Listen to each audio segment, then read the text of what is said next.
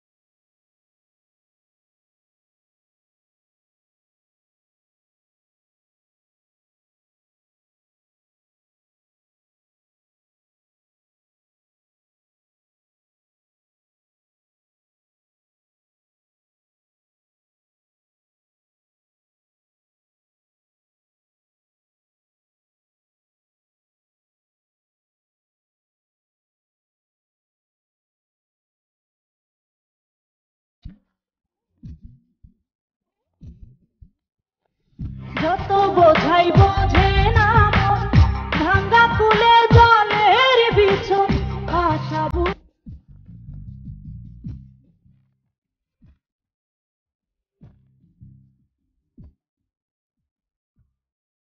তোমার প্রার্থীর বিরুদ্ধে কথা বলতে নিয়ে যাচ্ছি আজ ভাবিকে।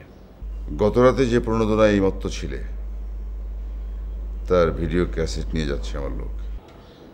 তুমি আমার পেছনে ফেউ লাগিয়েছ কেন? আপাতত ইলেকশন পর্যন্ত চুপ থাকো। দিদি এমন ঘুষা সাকিব খানের তো নাক দিয়া ঝরঝর করে রক্ত পড়তেছে। কিন্তু আপনি হঠাৎ করে দিদারের মাকে মিটিংয়ে নিয়ে গেলেন না কেন? ফাটাবাসে সামথিং আটকে গেলে তখন কি করা যায় বলো? তার অর্থ আমাদের সব কিছু লিক হয়ে যায়। এই সোনামুখী সুইটাকে খুঁজে বের করতে হবে। এলাকার রুহুল আহমেদ চাচাও আমাকে সেরকমই বলেছে। তাছাড়া আমার আশ্রমের সাইনবোর্ডটাও কারা যেন নামিয়ে দিয়েছে। আমার ধারণা এটা মহিউদ্দিন চৌধুরী এবং বর্দার কাজ। আরিয়ানের দিকে ওদের নজর পড়েছে। সব কিছু মিলিয়ে আমি মানসিকভাবে একটু ঝামেলায় আছি। এই বুকে আমি তোরে জায়গা দিছি, তুই কোনো চিন্তা করবি না, তুই কোনো চিন্তা করবি না, আমি আছি তোর পাশে।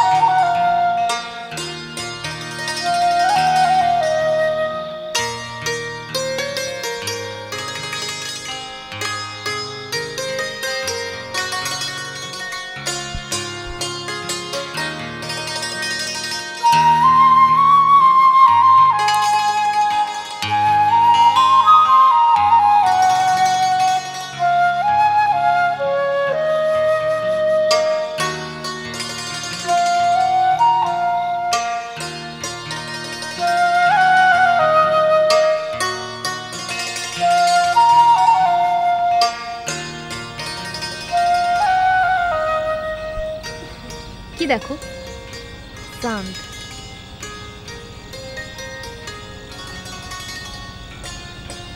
চাঁদের মধ্যে কি দেখো? চাঁদের মধ্যে আমার স্বপ্ন দেখা যায়।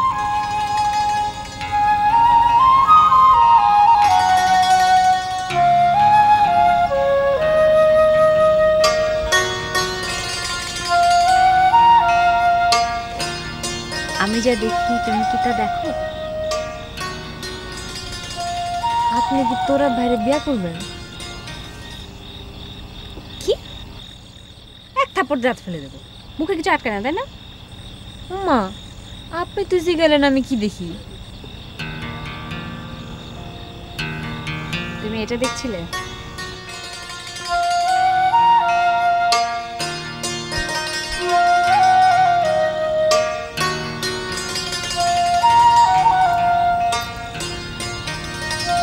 দেখেন চাঁদ আমার দিকে তাকায় তাকায় হাসে, চাঁদের হাসি লাগে ভালো।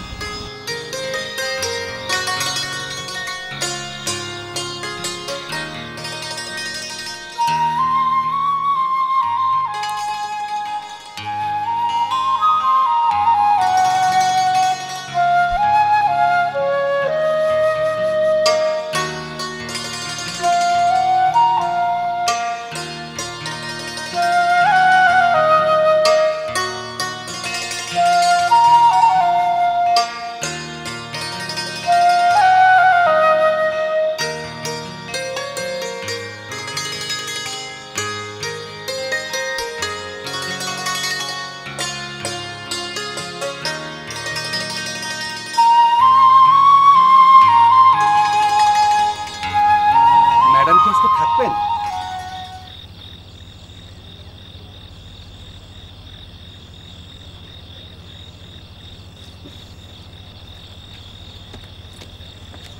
না তো এখন থাকবো না, চলে যাবো।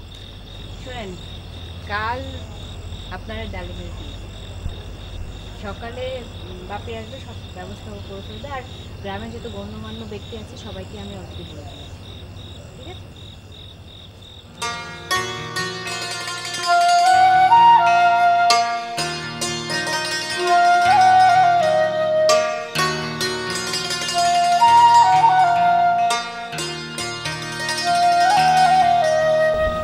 চল, এরম খুশি লাগতেছে পানিতে ঝাঁপ দিয়ে পড়ি, চল।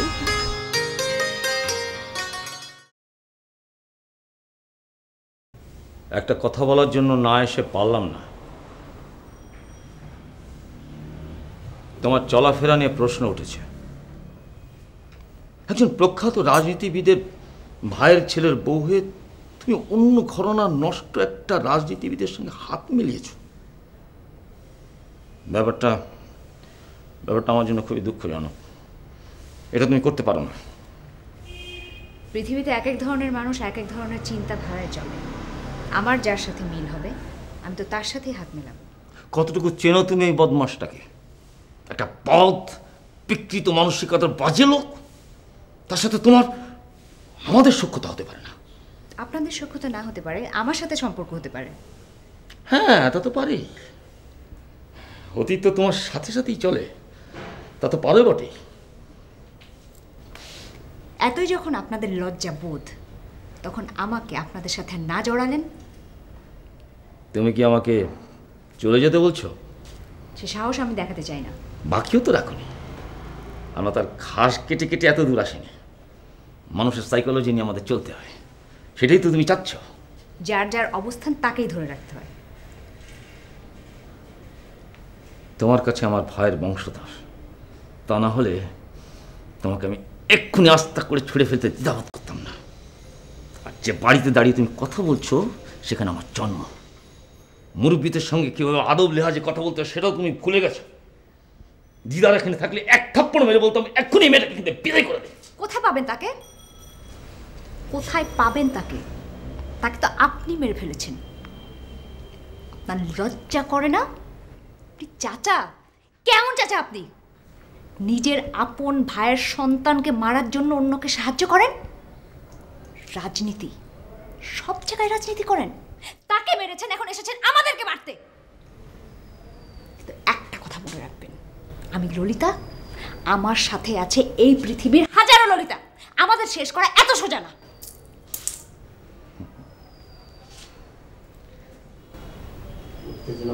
উত্তেজনা কখনো মঙ্গল বয়ে আনে না।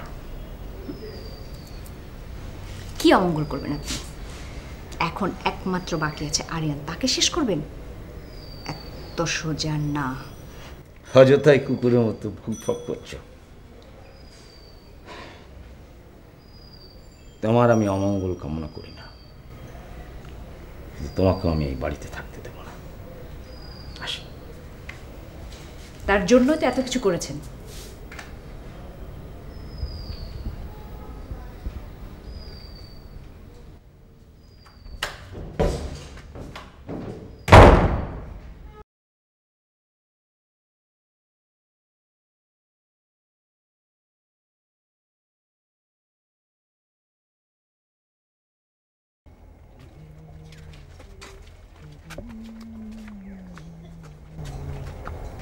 ভালো? জি ভালো। মিসেস ললিতা চৌধুরী, চিনি চিনি লাগে। চৌধুরী কেন? কি করছেন? না মানে ওই যে মিসেস ললিতা চৌধুরী, উনি কি আছেন? এখনো আসেনি। তো একটু ভিতরে ঢুকতে পারবো? না। আচ্ছা তুমি চাটা খাও না? না। তাহলে কি খাও? ফাটাই খাই, যা পাই ফাটাই খাই। মানে সামনের মাথায় যেটা পাই সেইটারে ফাটাই, তারপরে খাই। চলেন খাইতে চলেন। আরে কি কি বললেন? না মানে কিরম চিনি চিনি লাগা। মানে না মানে দুনিয়ার সব মেয়ে মানুষটা কিরম যেন চেনা চেনা লাগে।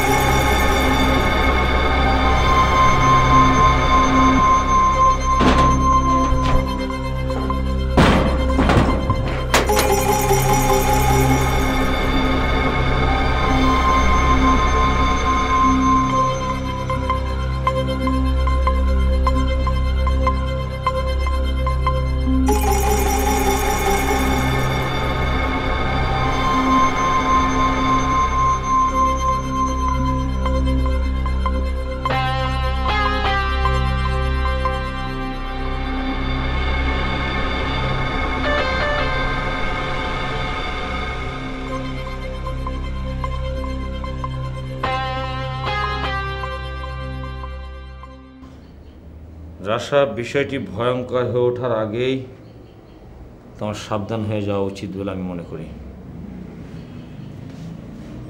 আমি যে রাশার জন্ম দিয়েছি সে রাশাকে আমি হারাতে চাই না। দয়া করে ইমোশনাল হবেন না। আপনার অভিশাপ আমাকে এতটুকু স্পর্শ করতে পারবে না। ভয়ে গর্তে লুকিয়ে থাকার ছেলে আমি না। গর্ত খুঁজে পেলে তো গর্তে লুকোবে। আর কিছু বলবেন? না, যখন সময় হবে তখন আবার বলবো। ওকে, বাই।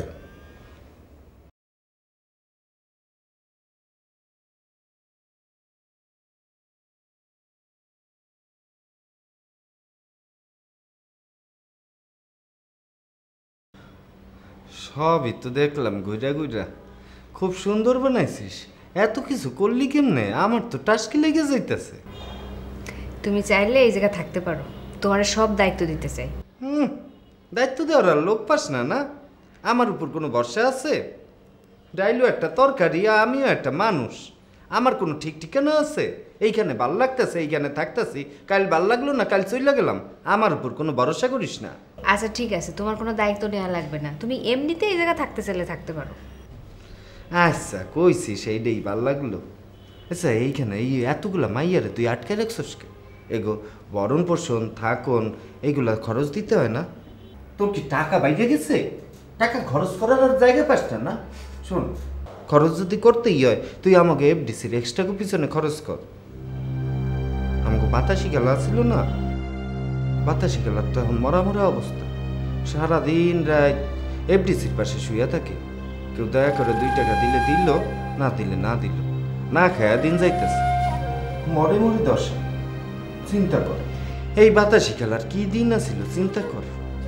কি যৌবন আছিল। আউটডোরে শুটিং হইলেই বাতাসি খেলার ডাক পড়তো। মুখে পান দিয়া ঠোঁট দুইটারে লাল কইরা খিল খিল কইরা হাসতো। চিন্তা কর। আর সেই বাতাসি খেলার এখন শরীরে পছন্দ হচ্ছে। কেরামত ভাই আসিল না? কেরামত ভাই, চিন্তা কর। অভিনয়ের জন্য কি পাগল আছিল লোকটা। সেই নারায়ণগঞ্জ থেকে হাইটটা এফডিসিতে আসতো।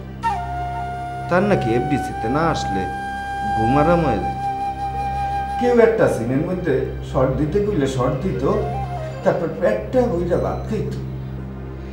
তারপর ডেকুর তুইলা ক্যান্টিনের সামনে গিয়া হাসতো, গল্প করত। এখন এফডিসির ফ্লোরে কোনো কামও নাই। আর কেরামত ভাইয়ের পেটে দানা পানিও নাই, তার মুখে হাসিও নাই। মানুষের মুখের হাসি মসজিদের সমান মহান। আচ্ছা, তুই কি পারস না কেরামত ভাইয়ের মুখে একটু হাসি ফুটাইতে?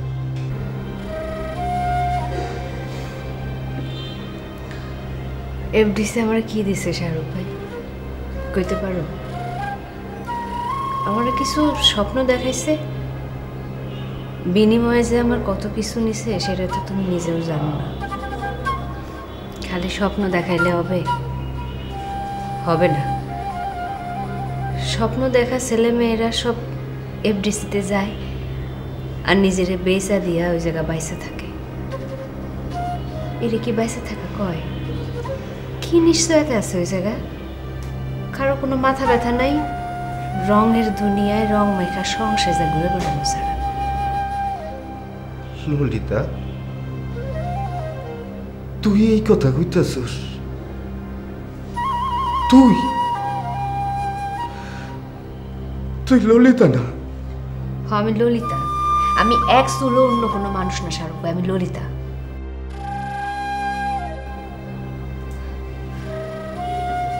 বাদ দাও, এসব কথা কইতে আমার ভালো লাগে না।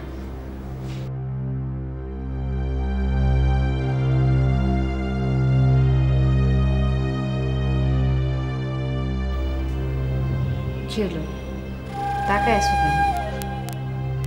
না, দেখতেছি এক জীবনে এক মানুষের কত রূপ থাকে।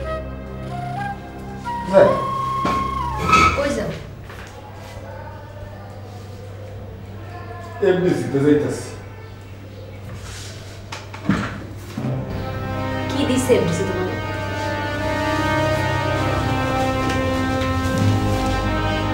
নাকি বাতাসি খালার মতো এফডিসির গেটে পয়সা করতেছে? তবু আমি এফডিসিতে যাব। মুসলমান যেমন মক্কা মদিনায় গিয়ে মরতে চায়, বেহেশতে যাওয়ার জন্য আমার কাছে ওই এফডিসিটাই মক্কা মদিনা। আমি শাহরুখ একজন শিল্পী, আমি ওই এফডিসিতেই মরতে চাই। কি লাভ শাহরুখ ভাই?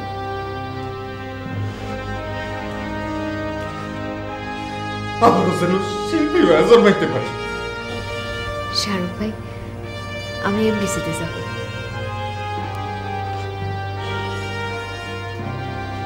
ললি, সত্যি সত্যি যাবি ললি? সত্যি তুই এফডিসিতে যাবি? চল।